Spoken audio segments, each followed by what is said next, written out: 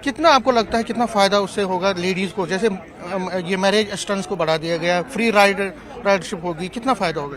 ये बहुत बड़ा फायदा है हमारी बहनों का। अगर आप पेंशन की बात करें उसमें भी ज़्यादा है उनका, और जो ये फ्री सफ़र करने का जो आज ऑनरेबल चीफ मिनिस्टर साहब ने यहाँ पे अनाउंसमेंट किया है, और इसी तरह मैरिज असिस्टेंस वाली स्कीम जो है उसको बढ़ाया गया है, मुझे लगता है सबसे ज़्यादा खुशकिस्मती की बात है।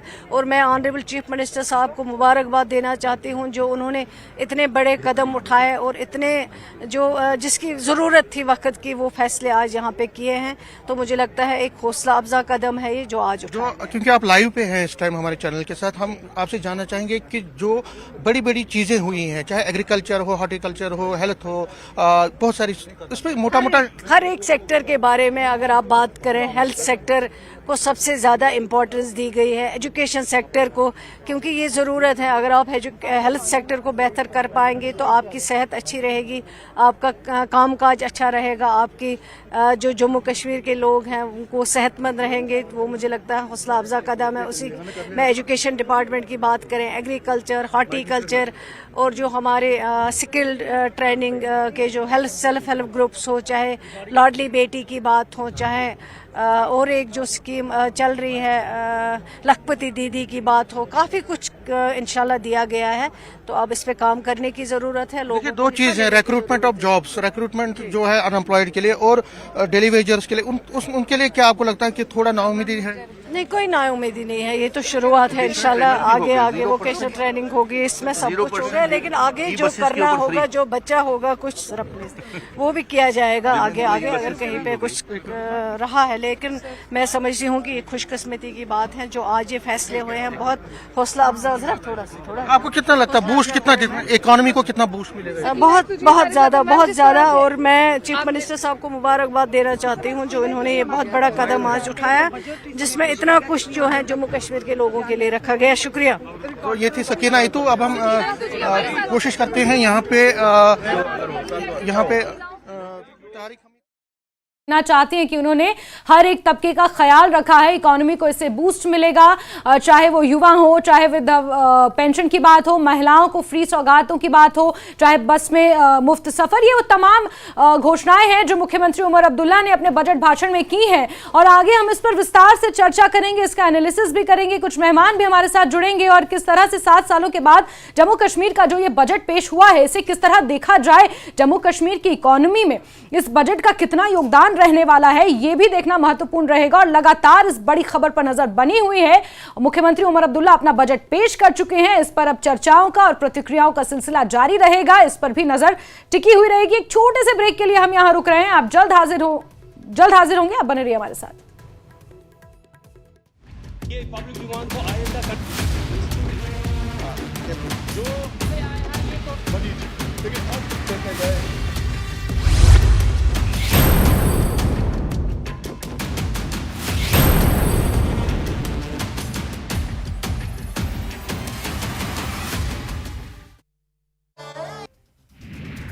चंबा के तीसा मार्ग पर भूस्खलन, पूरा पहाड़ सड़क पर गिरा, 2 विधानसभा क्षेत्रों का संपर्क कटा, जेसीबी की मशीनों से रास्ता खोलने की कोशिश।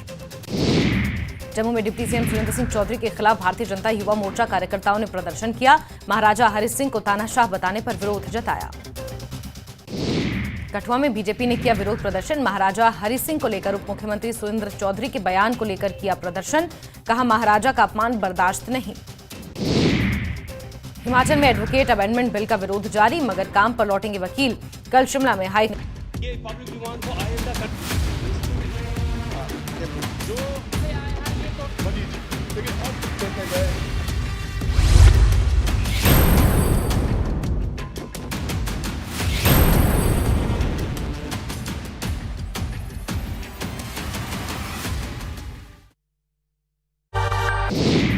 कुपवाड़ा के सीमावर्ती इलाकों में कनेक्टिविटी बहाल करने को लेकर प्रशासन सक्रिय, डिप्टी कमिश्नर कुपवाड़ा ने अधिकारियों को सड़कों को जल्द बहाल करने के निर्देश दिए।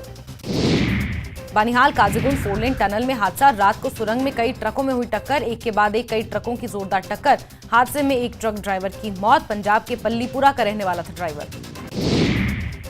त्राल में लोगों को तेंदुए के खौफ से मिली मुक्ति। वन विभाग की टीम ने कड़ी मशक्कत के बाद तेंदुए को पकड़ा। लोगों ने राहत की सांस ली। जम्मू कश्मीर पंजाब बॉर्डर पर मवेशी तस्कर इंडियन ऑयल टैंकर में कर रहे थे मवेशियों की तस्करी। लखनपुर पुलिस ने 13 गौवंश कराए मुक्त, एक तस्कर भी गिरफ्तार। शोपियां के लड़के ने ग्रीस में जीता कांस्य पदक। अंतर्राष्ट्रीय वुशु चैंपियनशिप में जीता कांस्य पदक। उन्होंने अपनी उपलब्धि का श्रेय अपने कोच और माता पिता को दिया। चैत्र नवरात्रों के लिए प्रशासन ने सुरक्षा व्यवस्था के कड़े इंतजाम किए। ये पब्लिक डिमांड को आइंदा कर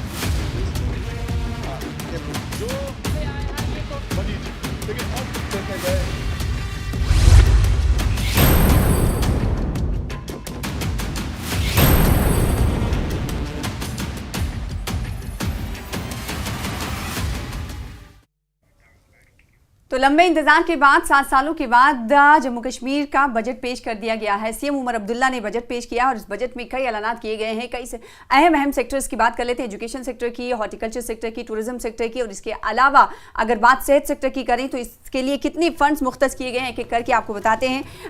एजुकेशन सेक्टर के लिए खास अभी कुछ देर पहले आप सुन रहे थे, वजीर तालीम सकीना इत्तू और वजीर सेहत भी हैं, 2 कलमदान इनके पास है।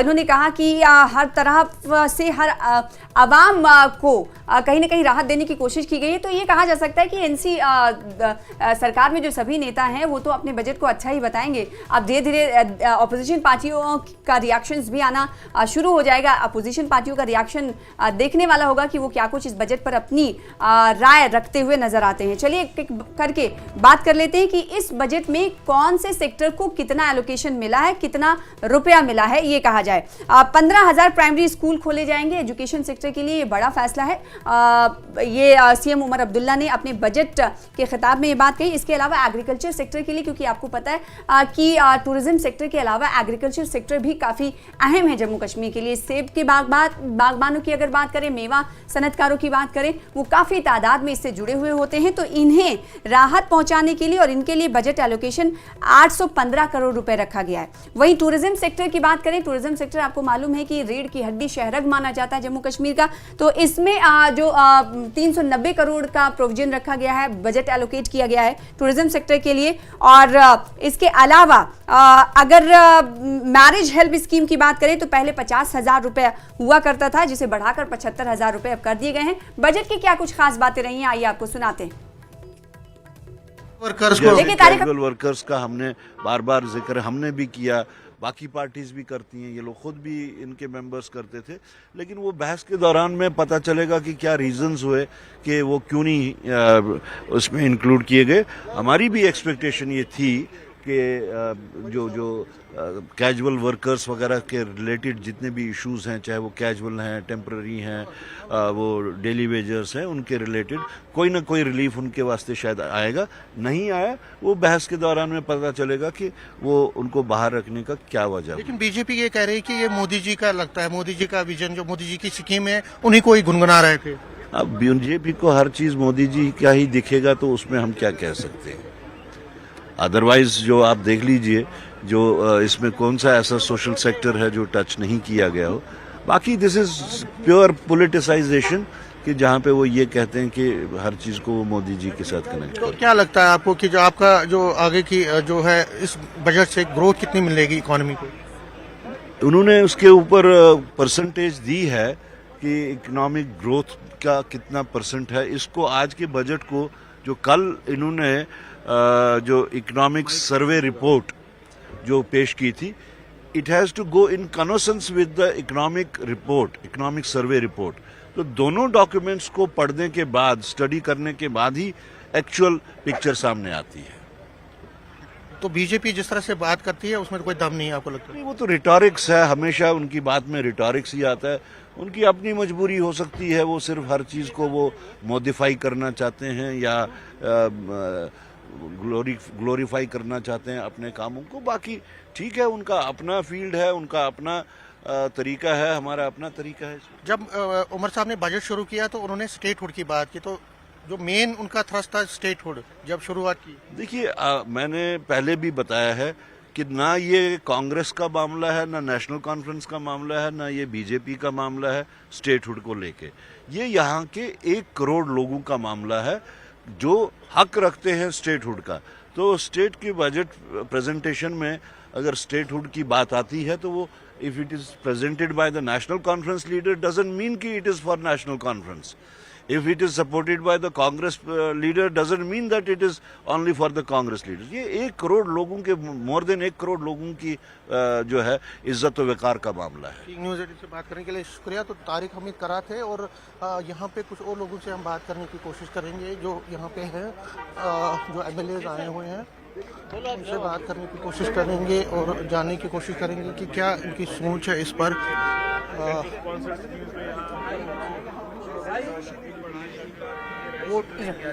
जुड़कर दिखा रहे हैं और जो अरकान असेंबली हैं उनसे जुड़कर बातें कर रहे हैं. सुनिए आरिफ पठानिया को, बीजेपी के विधायक. पहले कहा, मैं फिर बोलूंगा, झूठ बोलना, फ्रॉड करना, सब्ज बाग दिखाना नेशनल कॉन्फ्रेंस की नसों में है और वही नेशनल कॉन्फ्रेंस के मुख्यमंत्री उमर अब्दुल्ला साहब ने आज साबित किया. क्यों लगता है आपको कि फ्रॉड है? क्यों लगता है आपको कि ये बजट में कुछ दम नहीं है? मैं पूछना चाहता हूं आपके माध्यम से कि AAY स्टेट मैरिज असिस्टेंस होगा 50 से 75 AAY के लिए, 200 यूनिट बिजली मिलेगी AAY के लिए. क्या मैनिफेस्टो घोषणा पत्र में भी AAY लिखा था? क्या वोट भी AAY वाले का लेना था लिखना था वहां? सिर्फ AAY वाले ही वोट थे क्योंकि इसी को 2 यूनिट बिजली देंगे. ये फ्रॉड नहीं तो और क्या है? आप जुडिशियल इंफ्रास्ट्रक्चर को ठीक करेंगे, पैसे कितने रखें? आप स्पोर्ट्स के नाम पे एकेडमीज बनाएंगे, पैसे कितने रखें? आप नेशनल लॉ यूनिवर्सिटी बनाएंगे, पैसे कितने रखें आप उसमें? तो ये एक केंद्रीय स्पॉन्सर्ड स्कीम्स का एक बिल्कुल एक कट और पेस्ट है. इस बजट में कुछ भी नहीं है किसी भी वर्ग के लिए. मैं पूछना चाहता हूं, वो डेली वेजेस जब आपने कहा था, वो डेली वेजेस के लिए क्या कर रहे हैं? रेबरे खेल के लिए क्या करेंगे? NHM के लिए क्या करेंगे? मनरेगा के लिए क्या करेंगे? और कॉन्ट्रेक्चुअल मुलाजमीन के लिए आप लोग क्या करेंगे? इस सब के अलावा किसान के लिए क्या, युवा के लिए क्या, महिला के लिए क्या, आपने किसी को भी सेटिस्फाई नहीं किया. This budget needs to be dismissed और ये बजट सिर्फ रद्दी का एक टुकड़ा है और कुछ नहीं. क्या लगता है कि वो तो कहते हैं कि फेज वाइज हम करेंगे और डेली वेजर्स को के लिए कुछ नहीं हुआ, वो सबसे बड़ी चिंता है. देखिए, सबसे बड़ी चिंता ही सबसे बड़ा ये एक, और अपने मैनिफेस्टो में कहा इन्होंने, हमने कमिटमेंट किया था कि हम डेली वेजेस को पक्का करेंगे. अपने मैनिफेस्टो में बोलने के बावजूद उनके साथ बहुत बड़ा झूठ बोला गया आज के बजट में. मेरा बड़ा स्पेसिफिक ऑब्जेक्शन है इसमें कि नेशनल कॉन्फ्रेंस ये भंडा फोड़ती है भारत सरकार के ऊपर. सिर्फ एक लॉ एंड ऑर्डर ललजी महोदय के पास है, बाकी सब विभाग इनके पास है, सब एलोकेशन इनके पास है. और खुद माना कि भारत सरकार से इस बार हमें ज्यादा ग्रांट आई है. बजट शुरू ही उससे किया कि भारत सरकार का, मोदी जी का, गृह मंत्री जी का धन्यवाद करेंगे कि इस बार जो सेंट्रल शेयर है ग्रांट्स का वो ज्यादा आया है. लेकिन उसके बावजूद भी इस बजट में कुछ नहीं है. फयाज साहब भी है यहाँ पे PDP के.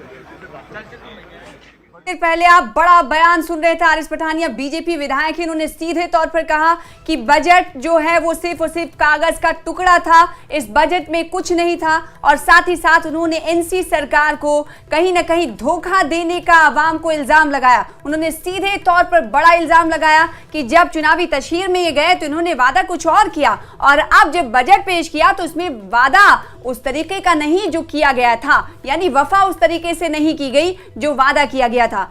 इसका एग्जाम्पल उन्होंने दिया कि 200 यूनिट फ्री बिजली को लेकर जब इंतखाबी तशहीर में NC गई थी तो उस वक्त कहा गया था कि 200 यूनिट फ्री बिजली देंगे, लेकिन ये नहीं कहा गया था कि इंतहाई गरीब लोगों को किया जाएगा. तो सिरे से ये सीधे तौर पर जम्मू कश्मीर की आवाम के साथ एक धोखा है. और जो जम्मू कश्मीर के लिए बजट जो पेश किया गया है, बीजेपी ये मान रही है कि कुछ और नहीं, सिर्फ और सिर्फ कागज का एक टुकड़ा है. बिल्कुल. और जिस तरह से 200 यूनिट फ्री बिजली का जो जिक्र था वो अपने मैनिफेस्टो में नेशनल कॉन्फ्रेंस ने किया था, लेकिन फ्री राशन की बात भी नेशनल कॉन्फ्रेंस ने अपने मैनिफेस्टो में की थी और जिसका जिक्र उधमपुर वेस्ट से विधायक आरिफ पठानिया कर रहे हैं. उन्होंने AAY का जिक्र किया, यानी कि अंत्योदय अन्न योजना, जो कि केंद्र की एक महत्वाकांक्षी योजना है, जिसके हिसाब से इस श्रेणी में सबसे गरीब परिवार आते हैं, जिन्हें प्रति परिवार प्रतिमाह 35 किलोग्राम खाद्य राशन मिलता है. इसका जिक्र किया गया, लेकिन नेशनल कॉन्फ्रेंस ने इसे राशन खाने वाले हैं उनको दे देंगे कहीं. अब ये AAY पे पहुंच गए. AAY कितने % है? 1% है, इतना ही है. ये पुराना ही जो जितनी सेंट्रल स्पॉन्सर्ड स्कीम्स है वो तो वैसे भी यहाँ होनी थी, चाहे वो धरती आबा योजना है, चाहे बाकी PMGSY, वो तो गवर्नमेंट ऑफ इंडिया की एक स्कीम है.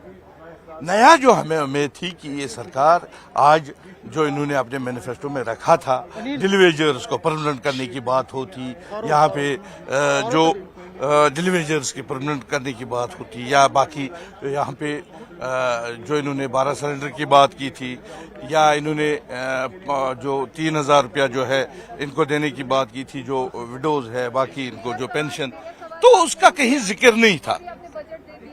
हमें थी कि ये उसमें ये आएगा। अब ये जो इन्होंने तोड़ मरोड़ के ये लास्ट में ये कहा कि AAY, अब जो अगर कहीं 200 यूनिट किसी को देने भी है, उसको पहले सोलर लगाना है। जिसके पास 200 रुपया बिजली फीस नहीं है, वो पहले सोलर के लिए 10,000 कहाँ से लाएगा? तो आप क्या मानते हैं कि जो वादे हैं वो तो पूरे, लेकिन जो NC बोल रही है वो बोल रही है फेज वाइज में सब कुछ होगा। देखिए, हम देखेंगे अभी, लेकिन जो आज की जो स्पीच थी आपने खुद भी सुना होगा, ये इन्होंने तोड़ मरोड़ के जो इन्होंने कहा था, जिसपे इन्होंने वोट लिया था, जिसपे आज ये इस असेंबली में मेजॉरिटी में है, उसमें कोई बात नहीं आपको लगता है कि आप सुन रहे हैं एक एक करके अरकान असेंबली के रिमार्क्स आ रहे हैं, प्रतिक्रियाएं आ रही हैं, इजहार ख्याल उनकी तरफ से किया जा रहा है कि NC सरकार ने जो बजट, वहीदुर रहमान पर्रा को सुनिए। चीफ मिनिस्टर साहब का जो विजन है इट्स इन सिंक, और जबकि वोट लिए गए कि जम्मू कश्मीर का एक अपना विजन होगा, नया कश्मीर जो इनकी पार्टी का होगा, बट दिस लुक्स लाइक नया Kashmir of the BJP government. तो सर बीजेपी ये जो मैनिफेस्टो आया कुछ उसमें दम है, कॉपी और पेस्ट किया गया है, दम है क्या? वही तो देखिए, बीजेपी जिस बजट से खुश हो तो आप समझ सकते हैं, चाहे वो LG साहब की तकरीर हो या बजट का रिमार्क है। I think this looks more of a execution, implementation and allocation of the centrally sponsored schemes. We understand Jammu and Kashmir is a union territory, constraints होंगे, नीयत साफ हो सकती है, but practicality में it's a very vague budget which doesn't offer a lot of pressing demands of the people of Jammu and Kashmir. Daily wages का बहुत बड़ा मसला था जिसको अभी तक उठाया नहीं गया, क्या लगता है उस पर बात ही नहीं हुई सर कभी? देखिए, डेली वेजेस पे ऑलरेडी महबूबा जी के वक्त SRO 520 आया है, जो सब रेगुलराइज हुए हैं। करीब 1 लाख लोग का बायोमेट्रिक्स हुआ और उसको इम्प्लीमेंट नहीं किया गया। अब हमने भी एक बिल लाया है, daily wages, casual labour, need based, contractual. अगर नए लोग रोजगार लगाने में आपको इश्यूज है,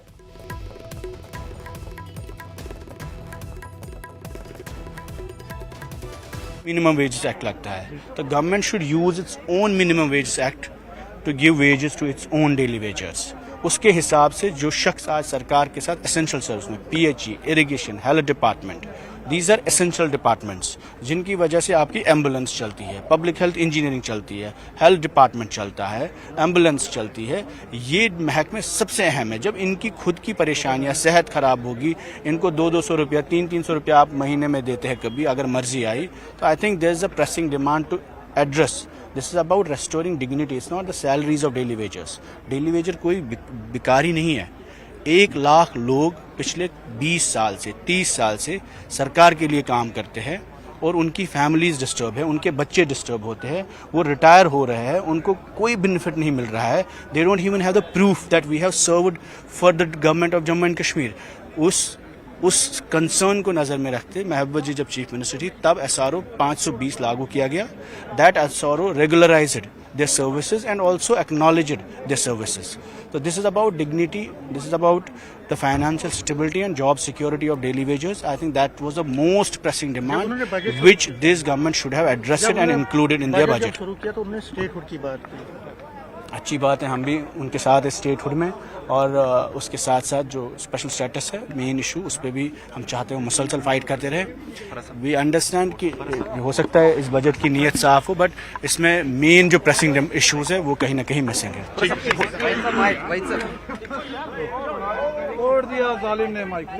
हैं जो सफाई कर्मचारी, आपको बता दें कि आखिरी बार उनके वेतन में वृद्धि 2025 रुपए से 300 रुपए कर दी गई थी 2022 में, जब उपराज्यपाल मनोज सिन्हा के पास ये तमाम राइट्स थे।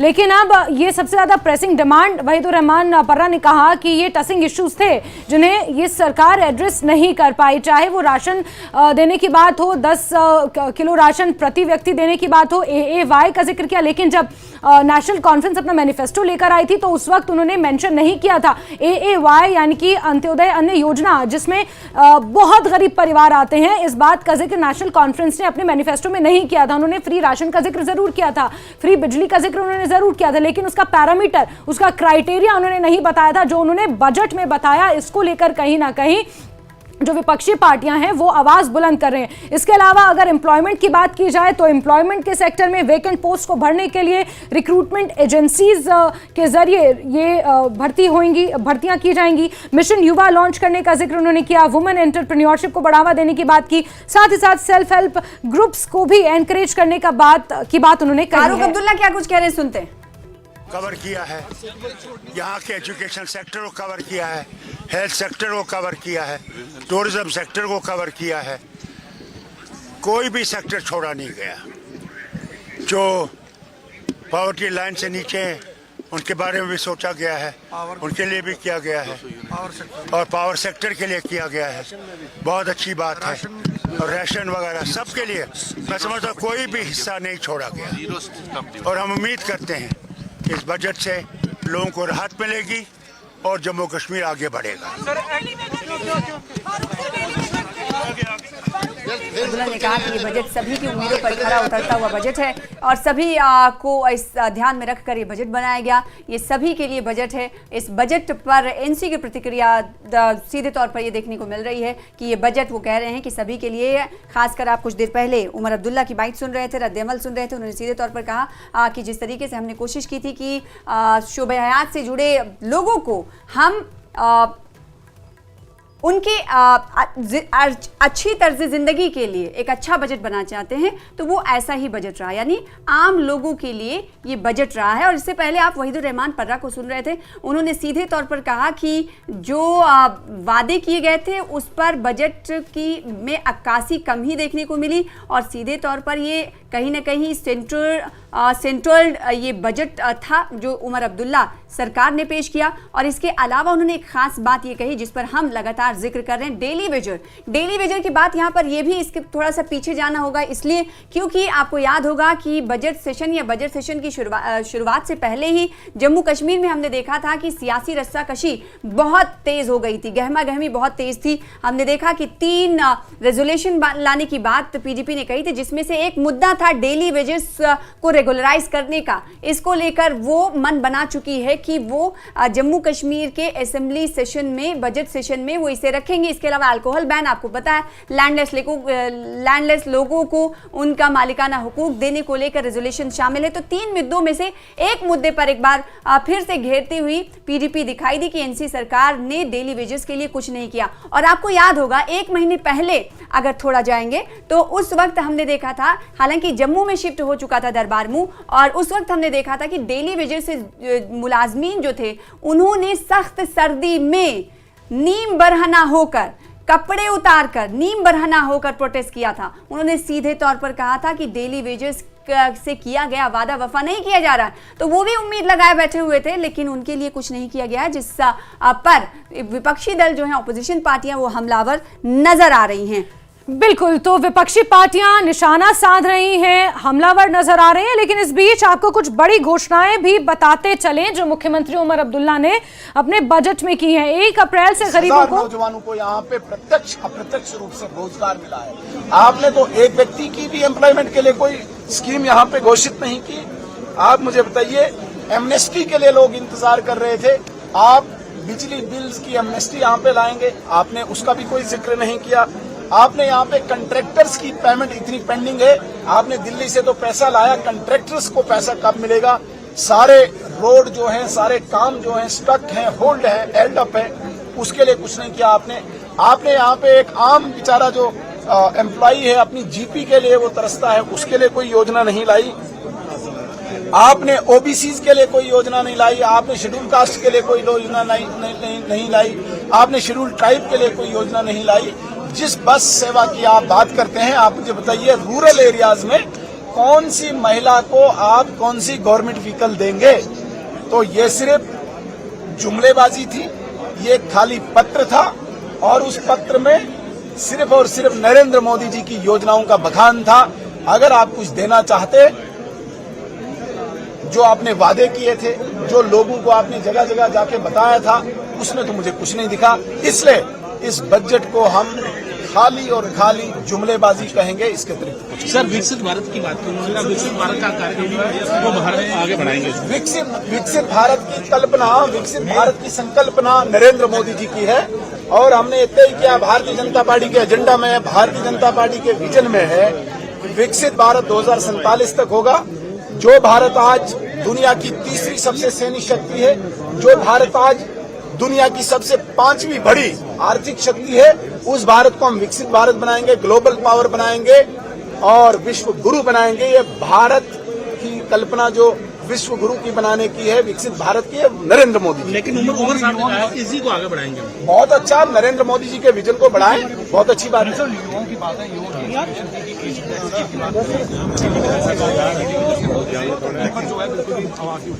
कुछ भी नहीं, देखिए आवाज हम उठाएंगे जो हमने बजट पेश किया है। बिल्कुल, तो आप शगुन परिहार को सुनिए। उस टाइम पे उन्होंने ये नहीं कहा था कि हम एक पर्टिकुलर कैटेगरी को मैरिज असिस्टेंस देंगे। अब उन्होंने जो फ्री बिजली का वादा किया था उसमें भी उन्होंने एक पर्टिकुलर कैटेगरी रख ली। मैं हैरान होती हूँ उमर साहब पे कि जब उन्होंने वोट मांगे उस टाइम पे उन्होंने ये कैटेगरी मेंशन नहीं की, तो आज वो कैटेगरी मेंशन करके बेचारी जनता को, भोली भाली जनता को उन्होंने उस टाइम पे क्यों गुमराह किया।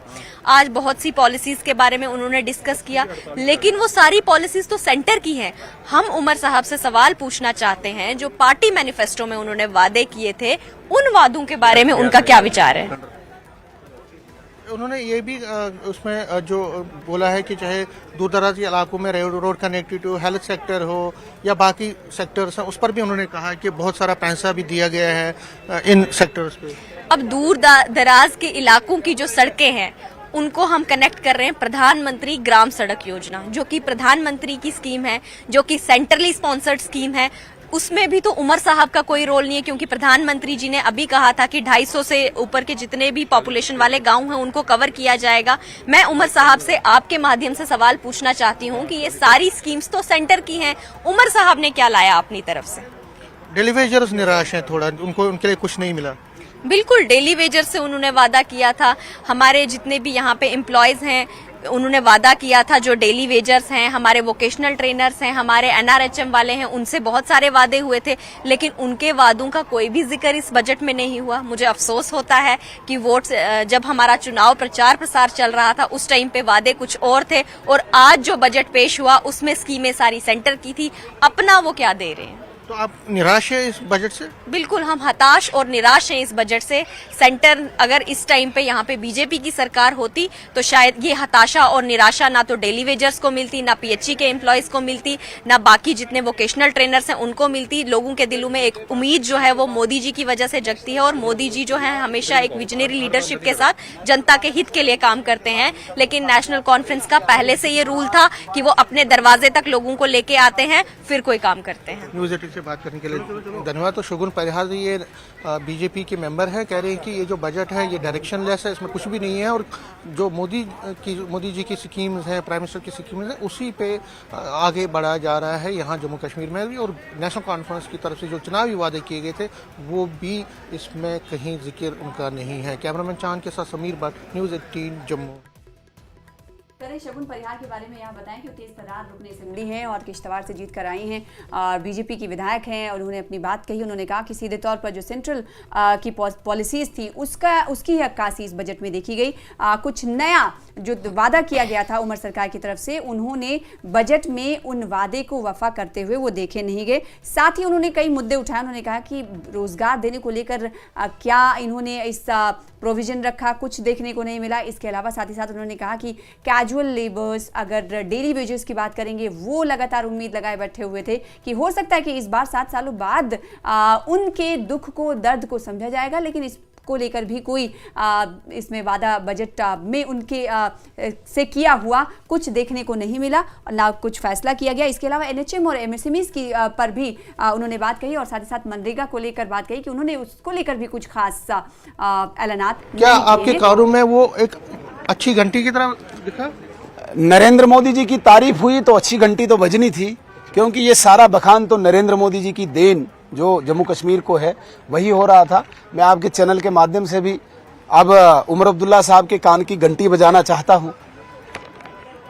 उन्होंने कहा प्रधानमंत्री किसान सम्मान निधि योजना नरेंद्र मोदी जी की देन, RDSS नरेंद्र मोदी जी की देन, स्कॉलरशिप ISSS नरेंद्र मोदी जी की देन, अटल टिंकरिंग लैब नरेंद्र मोदी जी की देन, PM श्री स्कूल नरेंद्र मोदी जी की देन, एम्स नरेंद्र मोदी जी ने दिए, मेडिकल कॉलेजेस नरेंद्र मोदी जी ने दिए, लखपति दीदी नरेंद्र मोदी जी की योजना, लाडली बेटी योजना नरेंद्र मोदी जी की योजना, 3.4 लाख इस वक्त प्रधानमंत्री आवास योजना के घर नरेंद्र मोदी जी की then, e buses Narendra Modi ji की देन, PM बस सेवा प्रोग्राम नरेंद्र मोदी जी की देन, स्मार्ट सिटी नरेंद्र मोदी जी की देन, गोल्डन कार्ड। मुझे नहीं पता उमर अब्दुल्ला साहब के कितने फैमिली मेंबर्स हैं, लेकिन अगर 4 या 5 हैं, 25 लाख उनको भी नरेंद्र मोदी जी इलाज के लिए पहुंचा रहे हैं, नरेंद्र मोदी जी की देन है।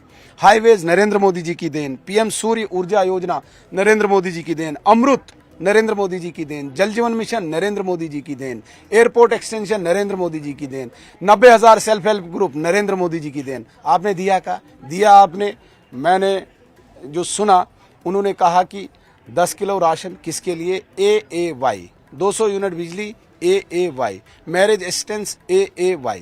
What is AAY? अंत्योदय, ये भी हमारा ही शब्द लिया है, अंत्योदय अन्न योजना। इसके तहत जम्मू कश्मीर में 1.5% पॉपुलेशन रजिस्टर है। कितनी? 1.5%। एग्जैक्ट नंबर में कल बताऊंगा। इस 1.5% लोगों को आपने एड्रेस किया, वेलकम, लेकिन इनको एड्रेस करने के साथ साथ आपने सारी जनता का मजाक किया है, धोखा दिया है, फरेब दिया है। नेशनल कॉन्फ्रेंस एक बहुत बड़ी दीवार है, बुनियाद है इसकी, झूठ की, फरेब की, उस पर चढ़कर जम्मू कश्मीर के साथ हमेशा मजाक करती रही है। आज भी ये बहुत बड़ा मजाक किया। धोखा कहाँ लगा है? आपको क्या लगता है? डेलीवेजरों को धोखा लगा? डेलीवेजर्स को लगा, बड़ा चिल्ला चिल्ला के बोला था। धोखा वोकेशनल ट्रेनर्स को लगा, धोखा रहबर खेल, रहबर ज़राअत, रहबर जंगलात, रहबर तालीम को लगा, धोखा अनएम्प्लॉयड यूथ को लगा, धोखा कंट्रैक्टर्स को लगा, धोखा एम्प्लॉयज को लगा, धोखा OBCs को लगा, धोखा शेड्यूल कास्ट को लगा, धोखा शेड्यूल ट्राइब को लगा, हर सेक्शन को धोखा लगा। क्या लगता है आपको कि जो उन्होंने जो कहा था और कहा था कि ये जो बजट है, देखिए उन्होंने साफ कहा था कि ये 5 साल के मैंडेट के लिए मुझे दिया गया है, ये एक बिगिनिंग है। उन्होंने कहा कि बहुत सारे प्रॉमिसेस नहीं पूरे होंगे, तो आप इतनी जल्दबाजी में क्यों हैं? आपको क्या लगता है? बहुत अच्छा समीर जी, तो 5 साल जो आपने बोला था हम राशन देंगे, तो मैं 5 साल भूखा रहूं? मुझे राशन नहीं चाहिए, सिर्फ एक सेक्शन को चाहिए, बोला क्यों था? क्या आपने आशा नहीं जगाई गरीब के अंदर? मुझे राशन चाहिए। मेरे घर में सिलेंडर नहीं है, आपने मुझे आशा जगाई मैं सिलेंडर दूंगा। मैं 5 साल इंतजार करूंगा, मेरे बच्चे भूखे हैं, सिलेंडर कब आएगा तब मैं यहाँ पे खाना बनाऊंगा। मैं बिजली नहीं जलाना चाहता, मेरे पास किराए के लिए पैसा नहीं, आपने वादा नहीं किया था, आपने आशा नहीं जगाई 200 यूनिट बिजली दूंगा, तो 5 साल में इंतजार करूंगा। एक अनएम्प्लॉयड जो अभी बिल्कुल इस वर्ज पे है, उस बाउंड्री पे है, जिसे हम ओवर एज कहते हैं, तो क्या 5 साल तक मैं इंतजार करूंगा आपकी नौकरी का? तो धोखा नहीं तो और क्या है ये? मतलब आपको लगता है बिल्कुल जीरो है? 0/100 जुमलेबाजी कह रहे हैं।